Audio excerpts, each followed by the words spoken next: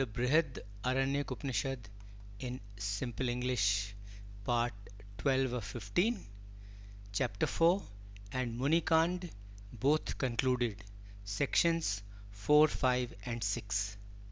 This part deals with the soul of the unreleased after death, with the Supreme Self and with the Supreme Value. The succession of teachers and pupils is also given in brief. When the body of the self becomes weak, it gets to the stage of being confused all the time.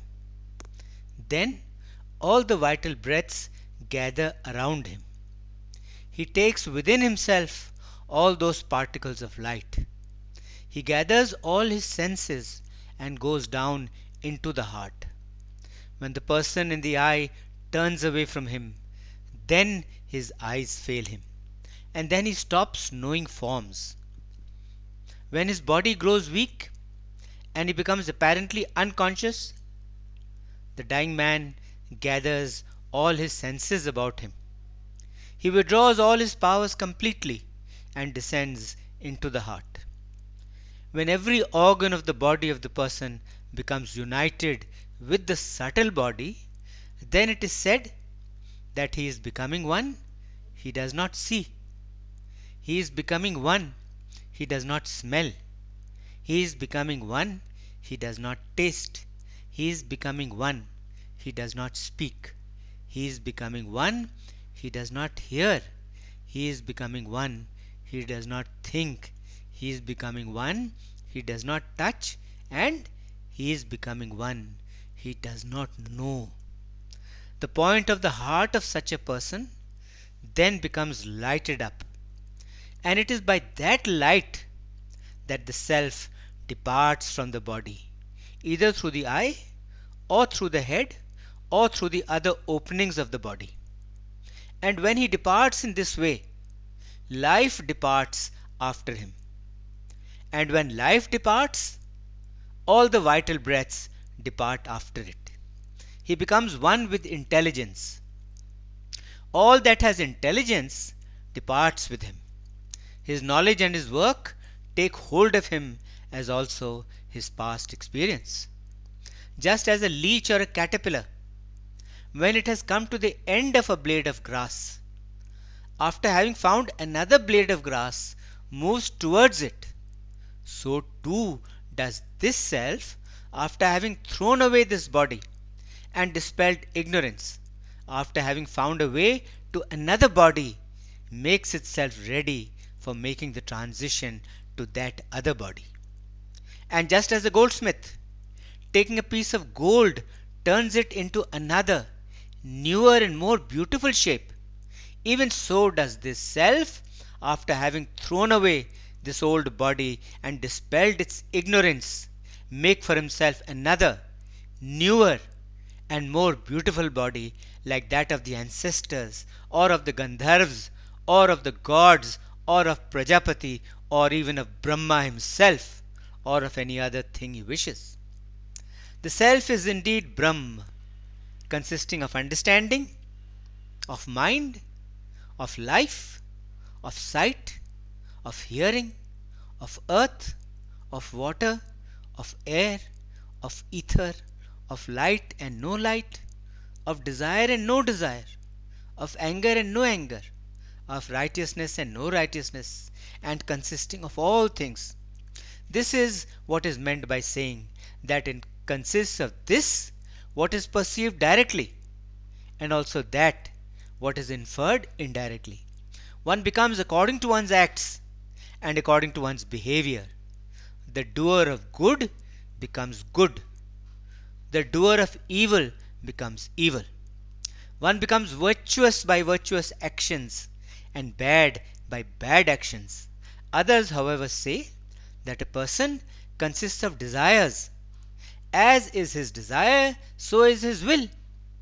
As is his will, so is the deed that he does, and whatever deed he does, he attains to that. On this, there is the following verse. The subtle self of the person goes to the object to which the mind is attached, together with the deed, being attached to it alone. After he has exhausted the results of whatever works and actions he did in this world, he comes again from that world to this world for doing fresh work. This is for the man who desires, since he who has desires is subject to rebirth, for it is desires that lead a man to rebirth. But for the man who does not desire, he who is without desire, he who is freed from desire, or whose desire is satisfied, whose desire is the self, his breaths do not depart. Being Brahm, he goes to Brahm, the person in whom all desires are stilled, who has made himself desireless. Such a one does not suffer rebirth. On this there is the following verse: when all the desires that dwell in the heart are cast away, it is then that a mortal becomes immortal. It is then that he attains Brahm, here in this very body. Just as the discarded skin of a snake lies on an anthill, dead, cast off, even so lies this body, dead, cast off. But this disembodied immortal life is Brahm only, is light indeed. Your Majesty, I give you, Venerable Sir, 1,000 cows, said Janak, king of Videha. On this there are the following verses: the narrow, ancient path that stretches far away has been found by me, has been realized by me. By it the wise, the knowers of Brahm, go up to the heavenly world and beyond after the fall of this body, being liberated even while living. On that path, which belongs to the world of empirical, physical existence, they say there is white, blue, yellow, green and red. That path was found by a Brahman, and by it goes the knower of Brahm, the doer of right and the shining one. Into blinding darkness enter those who worship ignorance. Into greater darkness than that, as it were, enter those that delight in knowledge. The worlds that are covered by blind darkness are joyless. Those people who are devoid of knowledge and who are not awakened to the truth go after death to those very worlds. If a person knows the self as I am this, if a person identifies himself with the self, with the Atma, then wishing what? And for the desire of what should he suffer in the body, since he would already have reached the pinnacle of all desires? Knowledge of this is the end of all suffering in the human body itself. Whoever has found the self and has directly realized the self that has entered into this risky, inaccessible place called the body, where there are countless obstacles to the obtaining of enlightenment, he is the maker of the universe, for he is the maker of all. He indeed is the world itself. It is while we are here in this world that we should know this. If we do not know it, we would be ignorant, and great would be our loss, and great would be our destruction. If one clearly beholds him as the self, as God, as the Lord of what has been and what will be, he then does not shrink away from him, he is not afraid of him, and he does not hide from the Supreme. That Supreme Brahm, in front of which the year revolves with its days, that Brahm the gods worship as the light of lights, as life immortal, that in which the 5 groups of 5, the Gandharvas or the celestial singers, the fathers, the gods, the demons and the Rakshasas or the titans and space are all established, that alone I regard as the self. Knowing that immortal Brahm, I myself am immortal. They who know the life of life, the eye of the eye, the ear of the ear, and the mind of the mind, they have realized the primordial Brahm. Only by the mind is that Brahm to be perceived. In it there is no diversity. He who sees diversity in Brahm, he goes from death to death. This indemonstrable and constant being, this Brahm, can be realized as one only. This self is taintless. It is beyond space. It is unborn. It is great and it is constant. A wise Brahmin, after knowing him alone, should practice the means to wisdom. He should not reflect on many words, for that is mere fatigue and weariness of speech. The real can never be known by vain and idle arguments. He is the great unborn self who is this person consisting of knowledge among the senses. In the space within the heart lies the controller of all, the lord of all, the ruler of all. He does not become greater by good works, nor is he diminished in any way by evil works.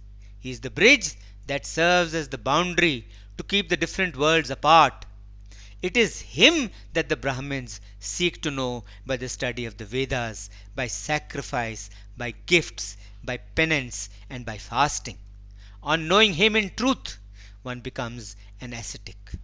Desiring him only as their worlds, monks wander about in this world.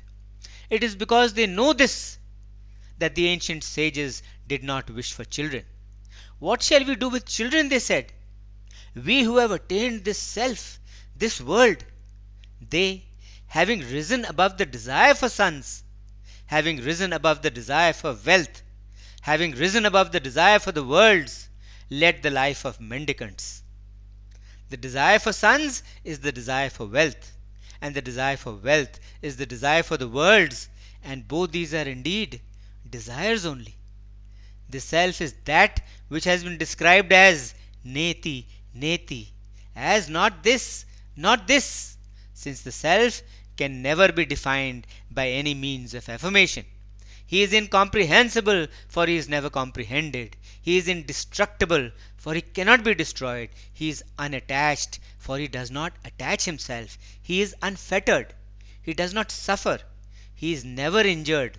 The person who knows this, these two thoughts do not bother and overwhelm him, that for some reason he may have done evil, or for some reason he may have done good.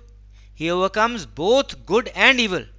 What he has done or what he has not done does not affect him in any way. He rises above all actions, good or bad, and he also rises above the resultant effects of those actions. This very doctrine has been expressed in the hymn. This eternal greatness of the knower of Brahm is not increased by work nor diminished by it. One should know the nature of that alone. Having known that, one is not tainted by evil action. Therefore, he who knows it as such, having become calm, self-controlled, withdrawn, forbearing, and collected, sees the self in his own self, and he sees all. He sees everything in that self. Evil does not overcome him. He overcomes all evil. Evil does not burn or even affect him in any way. He burns and consumes all evil. Free from all evil, free from all taint, free from all doubts, he becomes a knower. Your Majesty, you have attained that stage, said Ygyavalkya. Janaka Videha said, Venerable Sir, I give you the empire of the Videhas and myself to serve you. This is that great unborn self who is the eater of food and the giver of wealth, who is the giver of the fruits of action. It is he who enables all beings to obtain the results of their actions. He who knows this obtains wealth. This is that great unborn self who is the undecaying, who is the undying, who is the immortal, who is the fearless Brahm. Truly, Brahm is fearless. He who knows this, he himself becomes the fearless Brahm. Ygyavalkya had two wives, Maitri and Katyayani. Of the two, Maitri was spiritually inclined, discoursing on Brahm, while Katyayani was just an ordinary housewife, familiar with womanly chores. Ygyavalkya wanted to renounce the life of a householder and go to the forest. He said to Maitri, I am renouncing this life and going away into the forest, and so would like to make a settlement between you and Katyayani. Then Maitri said, My lord, if indeed this whole earth filled with wealth were mine, would I become immortal with that? Ygyavalkya replied, no, you would not become immortal with wealth. You would only have plenty of things as the rich have. But of immortality, there is no hope of attaining it through wealth. Then Maitri replied, then of what use is that to me if I do not become immortal by that? Instead, venerable sir, explain to me the way by which I may become immortal. Explain to me the path to immortality. Then Yagyavalkya said, you have always been truly dear to me, but now by asking me this, you have further endeared yourself to me. Therefore, I will explain to you what you wish. As I explain this to you, try to reflect on it. Then he said, Maitri, understand this, that things are not dear to us for their sake, they are dear to us for our own sake, for our own self. Therefore, not for the sake of the husband is the husband dear, he is dear for the sake of the self. Not for the sake of the wife is the wife dear, but the wife is dear for the sake of the self. Not for the sake of the sons are the sons dear, but for the sake of the self are the sons dear. Not for the sake of wealth is wealth dear, but for the sake of the self is wealth dear. Not for the sake of cattle are cattle dear, but for the sake of self are the cattle dear. Not for the sake of the Brahmin or the Kshatriya is the Brahmin or the Kshatriya dear, but for the sake of the self are they dear. Not for the sake of the worlds are the worlds dear, but for the sake of the self are the worlds dear. Not for the sake of the gods are the gods dear, but for the sake of the self are the gods dear. Not for the sake of the Vedas are the Vedas dear, but for the sake of the self are the Vedas dear. Not for the sake of the beings are the beings dear, but for the sake of the self are all beings dear. Not for the sake of all is all dear, but for the sake of the self is all dear. Truly, Maitri, it is the self that is to be seen. It is the self that is to be heard. It is the self that is to be reflected on, and it is the self that is to be meditated upon. When the self is seen, when it is heard, when it is reflected on and known, then is all this known. Brahminhood deserts him who knows Brahminhood as anything other than the self. Kshatriyahood deserts him who knows Kshatriyahood as anything other than the self. The worlds desert him who knows the worlds as anything other than the self. The gods desert him who knows the gods as anything other than the self. The Vedas desert him who knows of the Vedas as anything other than the self. The beings desert him who knows the beings as anything other than the self. All desert him who knows all as anything other than the self. This Brahminhood, this Kshatriyahood, these worlds, these Vedas, these gods, all these beings, all this are but the self. They are only the self. When a drum is beaten, one cannot grasp the external sounds, but by grasping the drum or the beater of the drum, the sound is grasped. When a conch is blown, one cannot grasp the external sounds, but by grasping the conch or the blower of the conch, the sound is grasped. When a lute is played, one cannot grasp the external sounds, but by grasping the lute or the player of the lute, the sound is grasped. Just as from a fire lit with damp fuels, various kinds of smoke arise, so too from this great being has been breathed out that which is the Rigved, the Yajurved, the Samved, the hymns of the Tharvans and the Angirases, the legends, ancient lore, the sciences, the sacred teachings, verses, aphorisms, explanations, commentaries, sacrifices, oblations, food, drink, this world and the other, and all beings. From it indeed have all these been breathed out. As the ocean is the one goal, is the one meeting place of all the waters, as the skin is the one goal of all kinds of touch, as the nose is the one goal of all kinds of smell, as the tongue is the one goal of all kinds of taste, as the eye is the one goal of all forms, as the ear is the one goal of all sounds, as the mind is the one goal of all intentions, as the heart and the intellect are the one goal of all knowledge, as the hands are the one goal of all kinds of work, as the generative organ is the one goal of all forms of enjoyment, as the excretory organs are the one goal of all evacuations, as the feet are the one goal of all movements, as the organ of speech is the one goal of all the Vedas, so is the self the one goal of all and everything. As a mass of salt is without inside and outside, it is altogether a mass of taste. Even so truly is this self without inside, without outside. It is altogether a mass of intelligence only. Having arisen out of these elements, the self merges and vanishes again into them. When the person has departed, there is no more separate or particular consciousness. Particular consciousness is due to association with the elements, and when this association is dissolved through knowledge, then knowledge of oneness is obtained and particular consciousness disappears. This is what I have to say, said Ygyavalkya. Then Maitreyi said, Venerable sir, you have totally confused me. I do not understand the self at all. Maitreyi, I have not said anything that is confusing. Let me clarify. The self truly is imperishable and is of indestructible nature. It is not subject to destruction, either in the form of change, it never changes, or in the form of extinction, ceasing to exist. It never becomes extinct, it never ceases to exist, it always exists. For where there is duality, as it were, there one sees the other, there one smells the other, there one tastes the other, there one hears the other, there one thinks of the other, there one touches the other, and there one knows the other. But where everyone has become just one's own self, then by what and whom should one see? Then by what and whom or what should one smell? Then by what and whom or what should one taste? Then by what and to whom should one speak?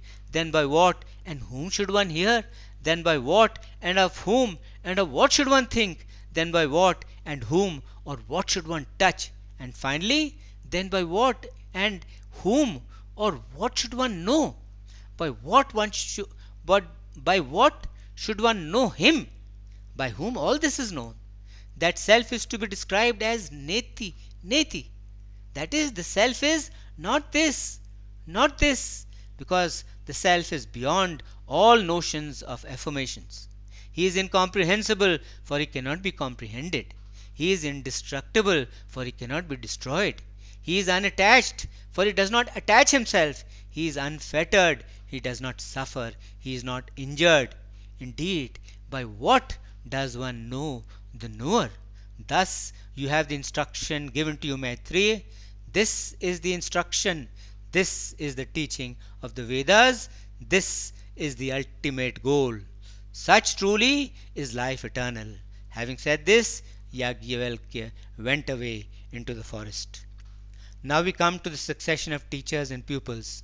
Potimasya received the teaching from Gopavan, who received it from another Potimasya, who got it from another Gopavan, who got it from Kaushik, and so on till we come to Atharvan Deva, who received the teaching from Mrityu Pradhamsan, who got it from Ekarsi, who got it from Viprachitti, who got it from Vyasti, who got it from Sanaru, who got it from Sanatan, who got it from Sanag, who received it from Parmeshthin, who is Viraj, who in turn received it from Brahma himself.